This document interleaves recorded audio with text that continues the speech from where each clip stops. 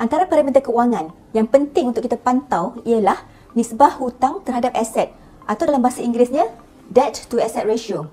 Nisbah hutang terhadap aset ialah jumlah hutang seseorang dibahagikan dengan jumlah asetnya dan didarabkan dengan 100.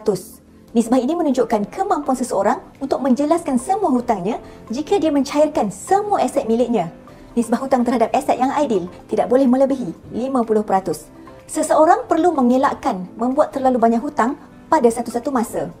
Sebagai contoh, baki hutang dan nilai aset Encik Yusuf ialah seperti di dalam jadual ini. Encik Yusuf memiliki aset seperti rumah, kereta, emas, simpanan tunai di bank, tabung haji, saham amanah dan KWSP. Jumlah nilai aset Encik Yusuf ialah sebanyak RM765,000.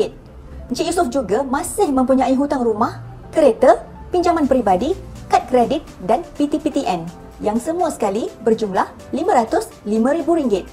Aset dan hutang dalam contoh ini ialah yang biasa dimiliki oleh seseorang individu di Malaysia. So, dalam contoh ni, nisbah hutang terhadap aset Encik Yusuf ialah RM505,000 dibahagikan dengan RM765,000 darab 100 iaitu 66%. Ianya melebihi kadar ideal iaitu di bawah paras 50%. Antara langkah yang perlu diambil oleh Encik Yusuf untuk mengurangkan nisbah tersebut ialah melangsaikan hutang kad kredit dan pinjaman peribadi secepat yang mungkin kerana dua hutang ini mempunyai kadar keuntungan tertinggi yang dikenakan oleh pihak bank. Mengelak daripada menggunakan kad kredit untuk berbelanja pada masa akan datang. Merekodkan semua perbelanjaan bulanan untuk mengenal pasti peluang-peluang penjimatan yang boleh meningkatkan jumlah simpanan tunai. Menambah jumlah simpanan tunai terutamanya di dalam saham amanah kerana saham amanah memberikan pulangan tertinggi berbanding simpanan yang lain.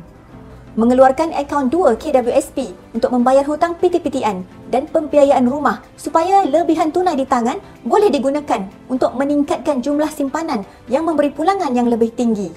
Mengeluarkan sebahagian daripada akaun 1 KWSP untuk dilaburkan ke dalam saham amanah melalui skim pelaburan ahli untuk meningkatkan nilai aset pada kadar yang lebih tinggi. Encik Yusuf juga dinasihatkan supaya tidak menambah hutang baru sehingga hutang yang ada dapat dikurangkan dan jumlah nilai aset bertambah. Hutang baru hanya boleh dibuat jika nisbah hutang terhadap aset dapat dikekalkan di bawah paras 50%. Sesetengah pakar keuangan berpendapat bahawa baki akaun 1 KWSP dan wang KWSP di dalam saham amanah tidak boleh diambil kira di dalam komputasi nisbah hutang terhadap aset kerana wang tersebut tidak boleh digunakan untuk membayar hutang, melainkan jika subjek sudah mencapai umur 55 tahun.